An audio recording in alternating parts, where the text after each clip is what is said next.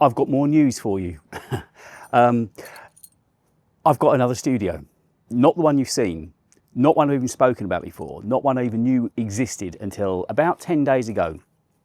I met this chap, so I'm in the village where I live, and obviously I know a few people, and I know one of the cafes here, I do a lot of work with them, and they obviously know people in the neighbourhood. So they said, they recognised a guy who came in that had some interesting properties, and they said, we know somebody that needs a property, have you got anything around? He said, you know, I might just have something. And I came around and met him almost 2 weeks ago now, and it didn't get anywhere. And he said, oh, I've got a wedding to go to, I'll phone you after the wedding. Never heard back from him, so I just assumed that nothing was happening. Then randomly, on Monday night, I think, of this week, he just phoned me up and said, are you still interested? And I was like, hell yes. When I first saw it, I knew it would be perfect for me. It's virtually an identical size to the current space that I have. It's totally secluded. You're about to see it. And I've got very, very lucky. They charged me the same money for this as they were for the other place. And it needs a lot of work. Everything needs to calm down a bit. I'll talk more about that upstairs. But I'm really genuinely excited. So let me just come with me as we go up the stairs. So this is the little garden area that I've got outside. There are 2 flats here, but I can come and sit here and have coffee and put a rug on the lawn if you can call it that. I suppose everything's a bit sunburnt at the moment.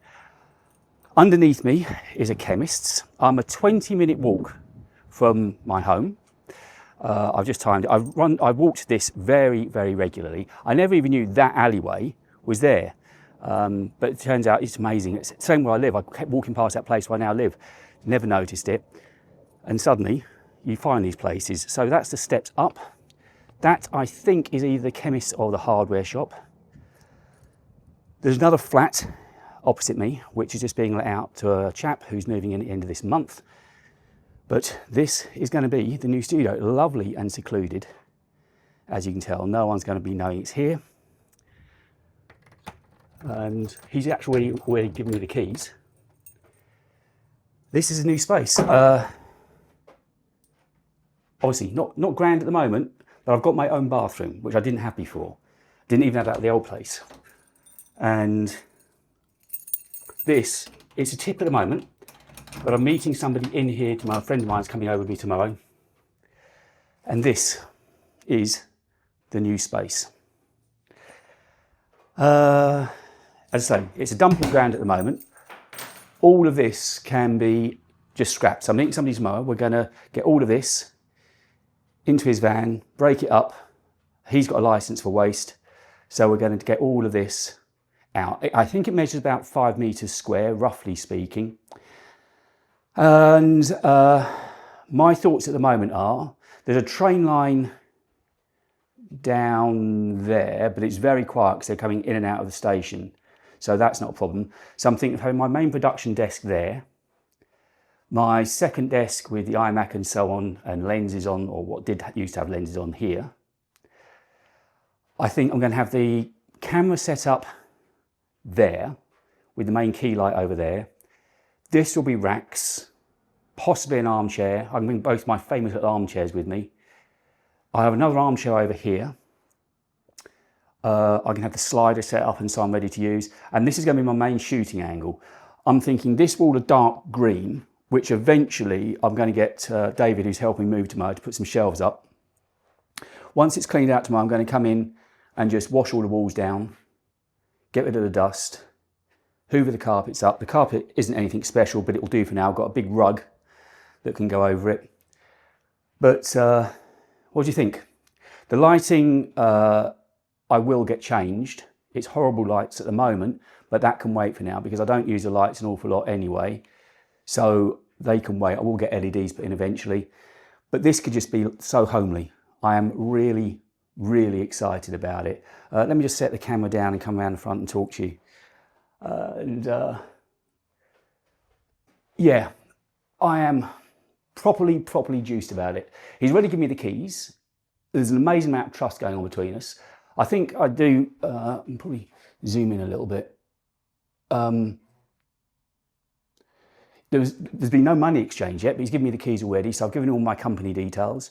We've agreed on money. It starts on the 1st of August. It's £100 cheaper than where I was. That's another saving made. And I just think it's going to be amazing. It's so quiet. And it's pretty cool as well. The other thing is, he knows how to put in air conditioning. There's a Vets over the road. He put air conditioning in there. He used to own the Chemists, so underneath me. And he's going to put air conditioning in here for the same price. Now, unfortunately, I have got to do a little bit of the dirty on the other company. I think there's a chair behind here. Hold on, let me see if I can find a chair.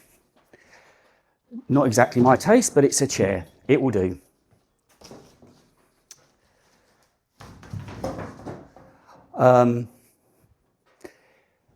Yeah, so there you go. There's been so much change going on. This is the last big change. And everything just needs to calm the F down, to be honest with you. The car is completely done and I could not be happy with it. I can get my iPod to work. By the way, Steve, I suddenly thought it's got a 3.5mm jack on it, hasn't it? So, and it is a 3.5mm port in the car. So last night I tried it. Works like a dream. Works like a dream. So I've now got CDs in the car and an iPod in the car. I've just been in touch with ESR to send me their MagSafe ESR car charger and holder because the current one I've got doesn't fit the vents. So she thought it was a great idea because I'm going to make a video about modern tech in old cars. So I'm going to make a video showing how I'm using the iPod and how I'm using the iPhone and Bluetooth and so on. And I'll just feature their MagSafe charging. She thought it was a great idea. So she's sending me that. So the car's fine, but I'm still waiting for the logbook to turn up. I'm still waiting for the refund on the road tax to turn up. I had an email from BMW yesterday saying, oh, we haven't had the V5 back. Well, they sent me that Tuesday afternoon. It was Monday, 6 o'clock that I sent it. And it's a really short 2-line address you send it to. It's just a free post and then one other line for BMW Finance. And it feels really weird putting that in the post, but I checked it physically with somebody. I checked it also online. It was definitely the right address. So Godspeed, they've got that. So that still just ends the tie-up. The BCA collection on Monday went fine. The guy was a lovely old woman, if you get what I mean. The sort of guy I would have wanted to do it because he wasn't looking for aggro or hassle. He's gone up to Corby to be auctioned off. And I got a report through his morning. I saw it in bed this morning about 5:30, the PDF, and I didn't look at it. But then when I looked at it at the desk, it was all fine. So it's just need to tie off those ends on the car. The mortgage, it's still waiting to see what happens at the end of this month. Remember, I went through all that heartache, was ready for this new large amount to go out. And then last month, the old amount went out.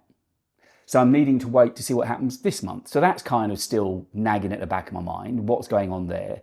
And then, of course, this. Now, I couldn't turn this down. You saw what that other garden house shed was like. It was lovely, it was secluded, it was quiet. But I would have had to walk round to the main house for a bathroom. So any time I needed to go to the bathroom, it would have been a walk. Not an issue, I'm saying lazy, but it's obviously convenient. I've got this here now. Whereas this is a no-brainer for the same money, to the pound, the same money. 20 minutes walk from where I live. Okay, the other one was an 11-minute walk. This is a 20-minute walk, but that's going to be fine. Morning and night, 20-minute walk. I mean, I walk loads anyway, as you know, so that's not an issue. I think tomorrow, once we've got all of this cleared out, I'll put my blackout. It will begin to feel already better. It just feels like it's a massive mountain to climb at the moment. I was in at the old studio yesterday, taking the last things off the wall, brought the studio display home, took everything apart. It is done now. All I need to do is boot down the server there and I'm done.